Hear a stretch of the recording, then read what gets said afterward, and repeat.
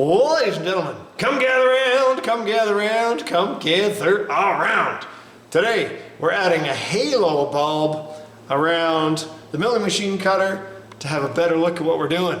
Let's go! So I'm going to do some careful measurement. I'm going to 3D print a mount for the light, and then I'm going to see if this will work. The first step is to measure everything that you think you're going to need. And so I'm sketching these down, double checking my measurements, because I tend to get excited in here, and then I get into the house by the computer and I forget what's going on.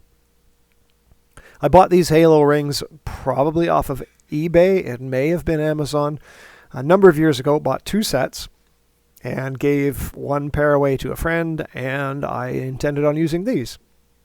So they should work fairly well for me. Once I got measurements, I fired up Fusion 360. Fusion 360 can be a free software for you. Originally, when I started teaching drafting, I had kids do old school kind of manual 2D drafting like I did way back in the day. And then we stuck with just doing AutoCAD and in 2D. But then I kind of had an epiphany that if you can buy a 3D printer from freaking Staples, why not teach the kids how to use 3D solid modeling so you can actually 3D print stuff. So now my level 1 drafting course, free curriculum by the way, link down in the description. My level 1 drafting course works with Fusion 360, and the kids go through a variety of tutorials, all of which you can go through. And then they design something that needs to move and fit together and all of that. So, and then we 3D print them and prove the concept that it actually works.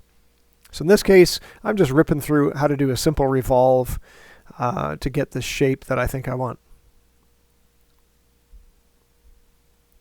One of my students experimented with embossing, where you can take a sketch and put that sketch on a curved or irregular surface. And I thought, that's kind of cool. I hadn't played with that before. I am also here trying to put a little hole in through this to route the wires out of where the light goes to the side of this thing. And I ended up having some conflicts with that. I think the radius I was trying to get out of this using a sweep was just a little bit too tight, and it wouldn't do it. So I just did a couple intersecting holes and it worked fine. But you're going to see me argue with this for a little bit. 3D Solids is definitely kind of cool. Fusion 360 has the ability to send this straight to your 3D printer software, and you can puke the whole thing out. If you're just testing, you could do a really, really sparse infill, but I was feeling pretty convinced.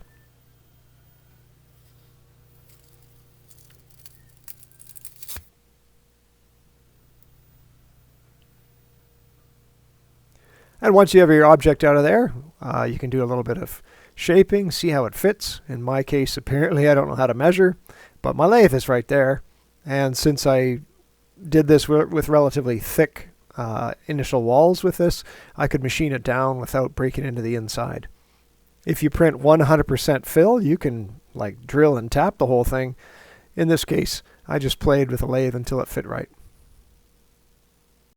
An accurate measurer would probably exactly find out where the holes are on this and have them 3D printed already in place. But I know I'm not that consistent or accurate, so I just went to the cheating method with masking tape marked with a felt pen or ballpoint pen. And then if you drill the holes a little bit big on this, you don't have to have them tremendously precise. It'll be just sloppy enough. Center punch drill with, I don't remember whatever fit. I think it's a 632 or 832 drill, not drill, screws. I believe this thing that I'm attaching to is just used for a guard. And I don't remember if I ever got the guard with the machine or not. And then using a couple sheet metal screws to help hold this in place. Again, you could probably plan where these go with careful measurement or wing it. It also works. I'm only making one. I'm not going to go into production making a slew of these. Then we'll trial fit, see if it works. In this case, I did have to change the length of the screws from what the machine came with to something a little bit longer, but it works all good. I had a container of old power supplies or voltage adapters in the basement. I don't know what this one came from, where I got it or anything, but it's 12 volts.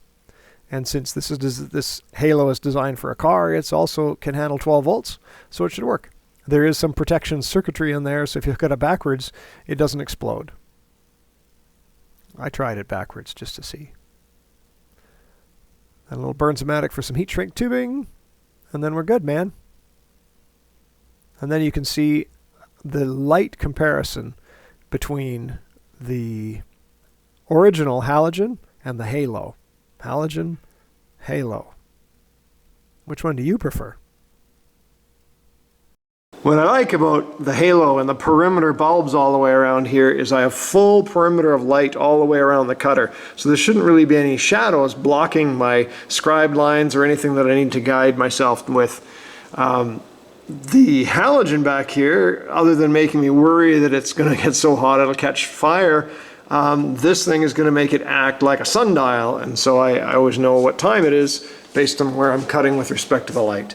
So, very cool. I had a second one. They came in sets, and I was going to hold up and I can't find it, so I don't know. So we 3D printed a ring to clamp onto this, and inset and held into place is one of the pair of Halo light rings. Attached, got myself a little 12 volt transformer on the wall, and I've got myself some nice little light there, and I really quite like this. This is really cool. So, very pleased. And if I can find out where the second one went that came in the kit that I bought, I'm going to put that on my drill press, but I've looked, I don't know where it is. As always, thanks for watching, take care, and we'll see you again.